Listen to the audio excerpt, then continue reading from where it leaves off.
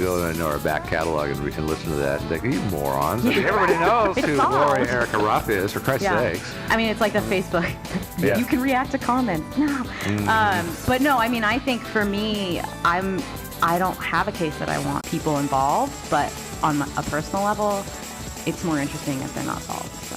They are. I do. Well, if I were to get, I would probably get Choopy to tell me, who D.B. Cooper was, and then I would murder Choopy and take credit for it.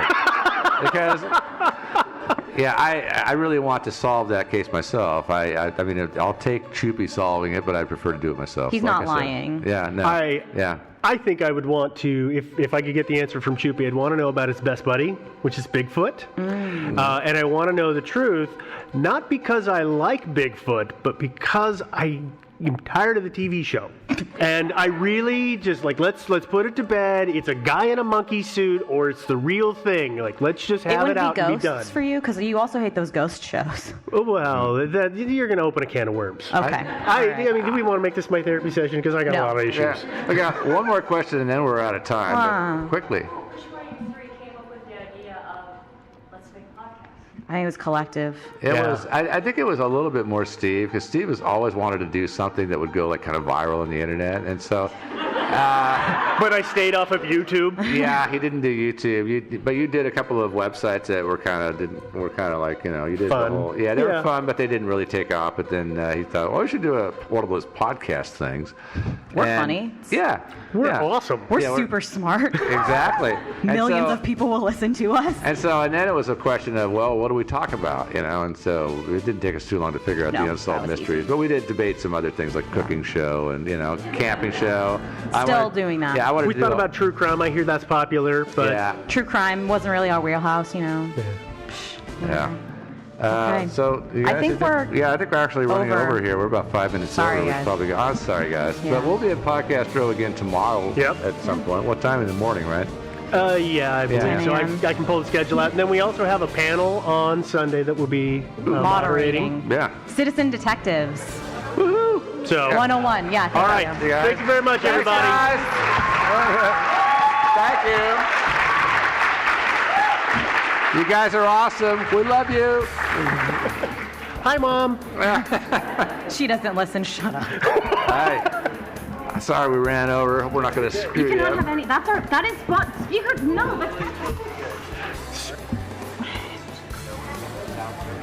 All right. Okay. Well, we got 7 minutes for everybody to show up? That's a good point.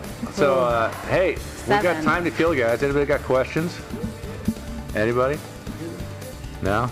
Okay. No question. All right. Too late. No, you were too late. Too late. What's the question? My favorite episode? Ooh. Oh, no. That's a bad question. Ask a different one. Yeah, ask Devin first. I got to think about this. Favorite running joke? Oh, I can't tell you that one. It's actually kind of a bone of contention between these two and me. Is it your cats? No. What is it? The GSP. Yeah, and so we can't talk about that. What's another running joke? What he's talking about.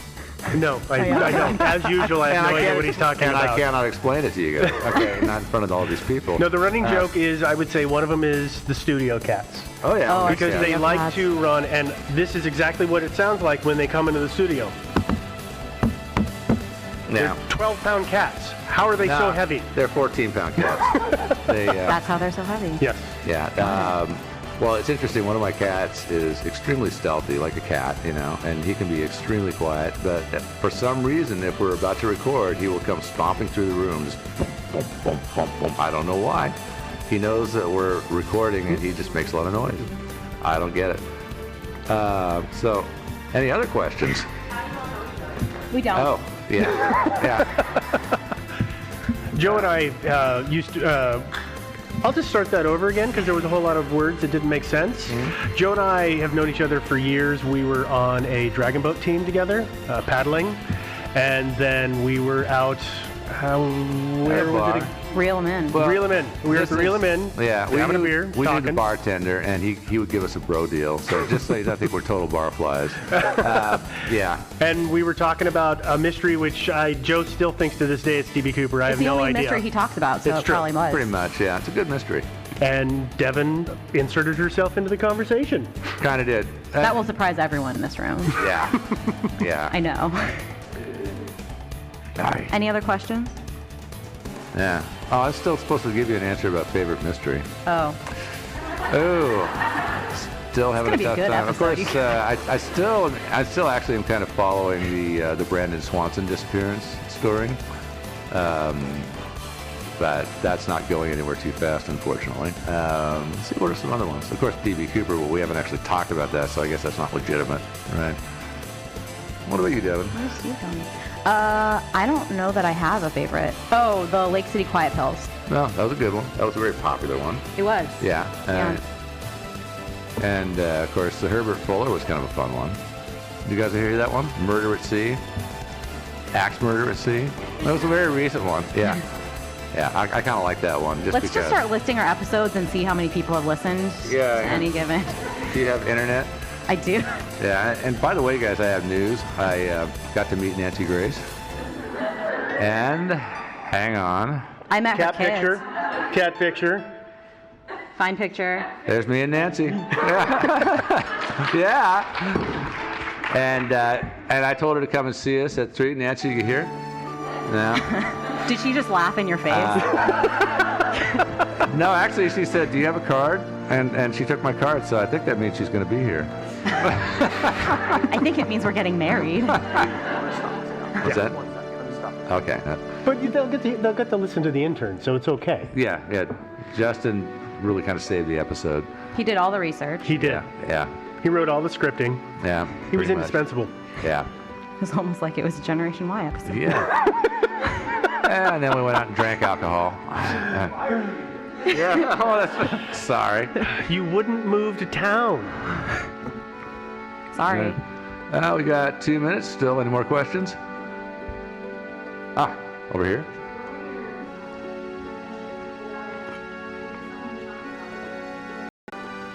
Ooh. Who wants to start? Oh, sure. I am in real estate, but I'm going to be a little vague about it. Just because, I like to be coy. But I'm not a real estate agent, just so you know. Yeah, and... So don't ask for his card. And prior to that, I worked in IT for a number of years.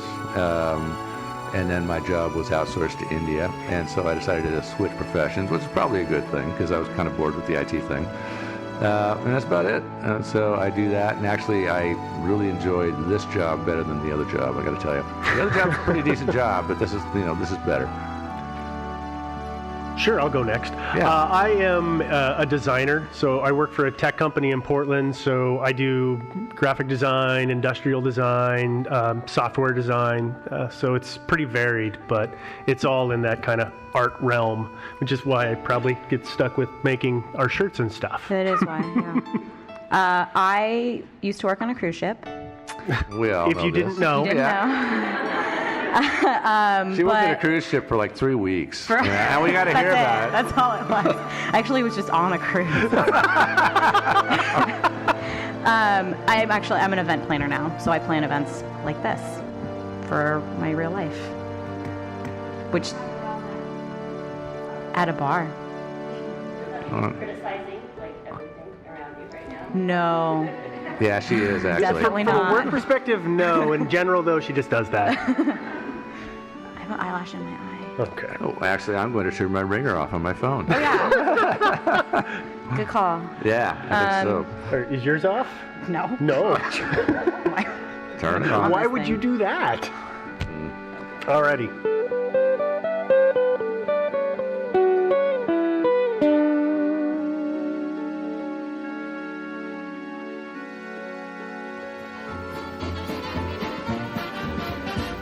Thinking Sideways. I don't understand. Does not compute. You never know. Insufficient data to formulate a slide. What? Stories of things we simply don't know the answer to.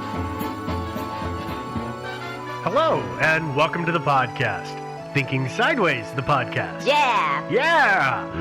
I am Steve, of course, joined by... Devin. And Joe. And Joe. And Joe. Actually, my name is Joe, not Joe. Oh, yeah, well, we've had this issue. And once again this week, we have another mystery that we're going to bring to you. A scary one. Yeah, it's a little bit yeah, I don't know if scary, but I there's wouldn't some say creepy. scary. Yeah, creepy. Some Yeah. creepy and weird stuff. Creepy, Weird. As somebody who camps occasionally, you know. A little twisted, maybe. I even camp by myself occasionally, you know. Yeah. Oh yeah, no. After researching this, I'm pretty sure I have just come up with the reason that I'm not going to go camping anymore, and I don't like to camp. Well, it's okay. You can go camping alone. You just can't go camping with your significant other. That Yeah. seems to be the problem. this is true. Yeah. Yeah.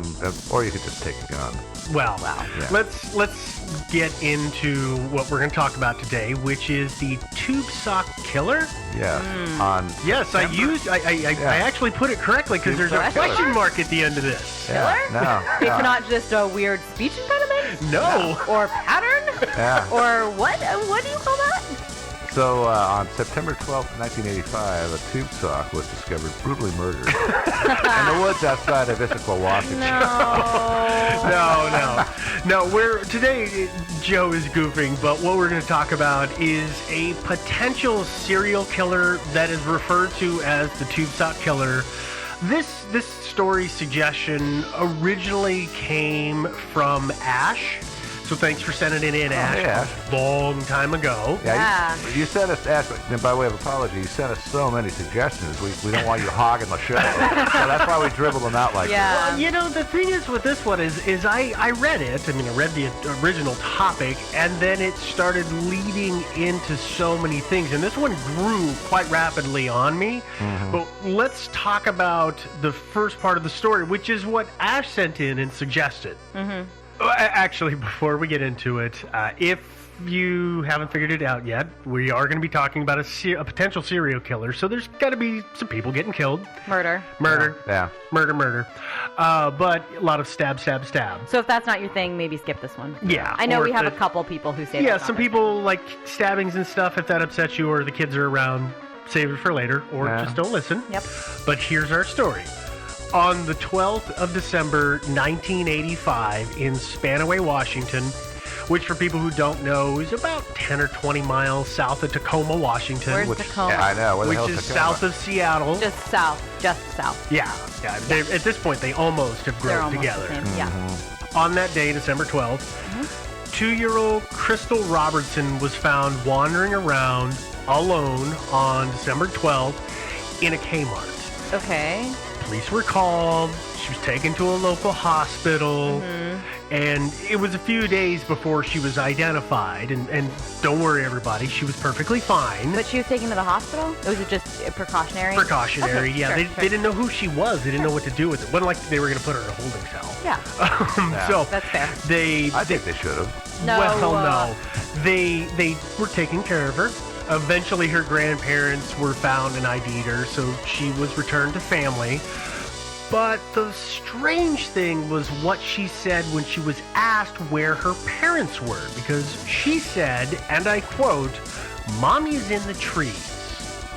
That's all we've ever really heard from her.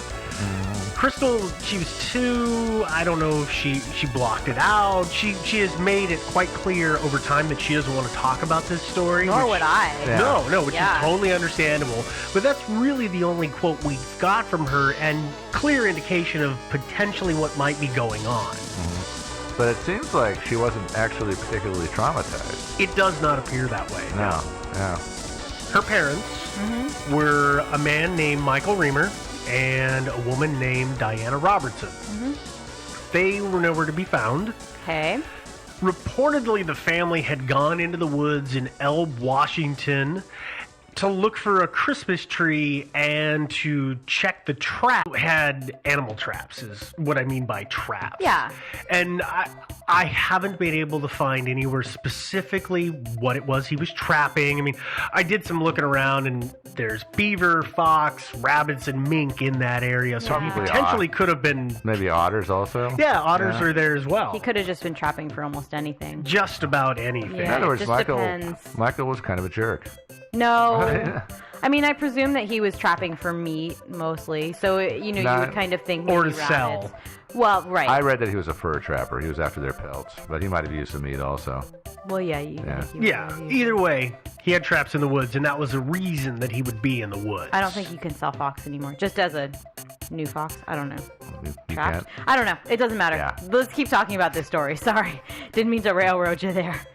In February of 1986. Oh, is that the next place that we're at in this story? Yes, we moved forward a couple so of we months. didn't know anything. We've traveled. We did. They were gone. Okay. Our parents were gone. I mean, gone. nobody knew where they they were. were in the They went trees. into the woods, They and were then in the their trees. daughter appeared at a Kmart. Yeah. Kind of surprising. Nobody noticed their truck. in that 2 Well, months' time. their truck was on an abandoned logging road, so that's why they wouldn't have found it. But we're getting a little ahead here. Yeah. So again, this is February of 1986, and there's a man who's out walking his dog in the area, and he finds Diana's body. She's found lying on the ground next to their truck.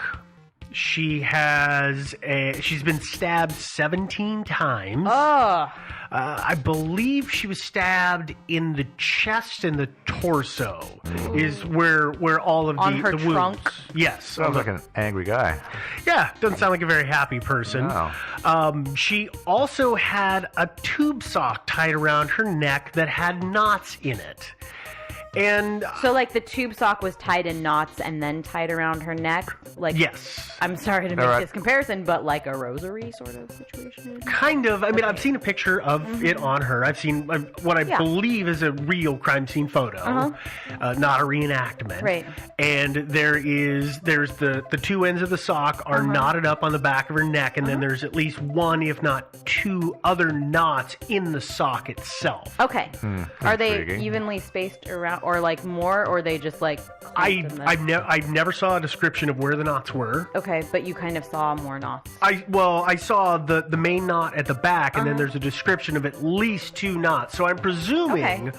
one of those knots is the knot that they were tied together with, Yeah. and then another somewhere else on it. Right. But I don't know exactly where Sure, those sure. would have been. Sure. Yeah, you really can't see him. I only saw one picture, and it was kind of low res. Yeah, it was hard to tell. Yeah.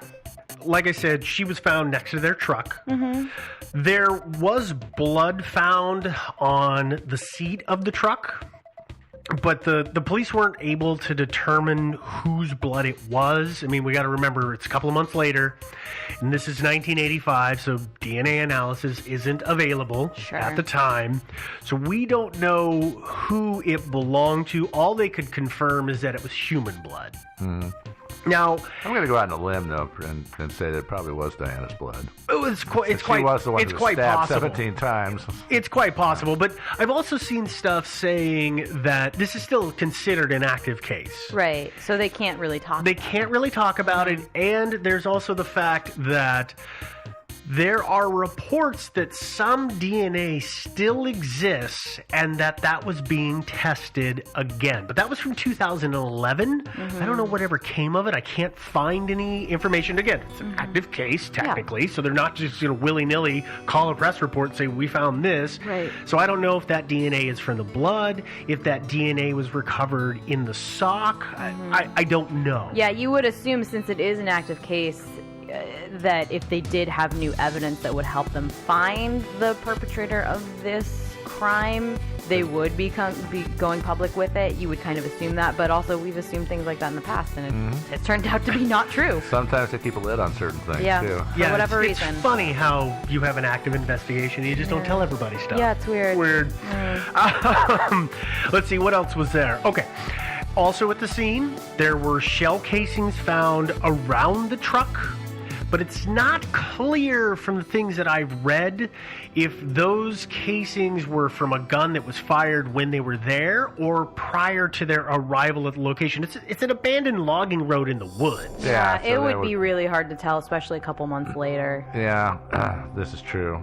I mean, guys, people go out in the woods all the time and just blow up trees, just shoot for fun. So Yeah. it's and just I know people that do it all the time, and they just leave the casings. Not my problem. Yeah. they So we don't usually- know. Yeah, shooters usually figure that some shooter that comes along next after them is going to be a reloader, and he'll pick it all up. Yeah. Which is not a bad bet, actually. Also, at the crime scene now, this is inside the truck. A manila envelope was found, and it's kind of a legal size. You put 8.5 by 11 paper in it. It's a big envelope, and handwritten on it is "I love you, Diana." The police turned it over to the FBI to have it analyze the handwriting that was that's on it. According to the FBI, it's inconclusive whose handwriting it is. They don't know if it's Michael's. Right. According to Diana's mother, it is his handwriting. It would be hard without samples. Was it Diana's mother or his mother?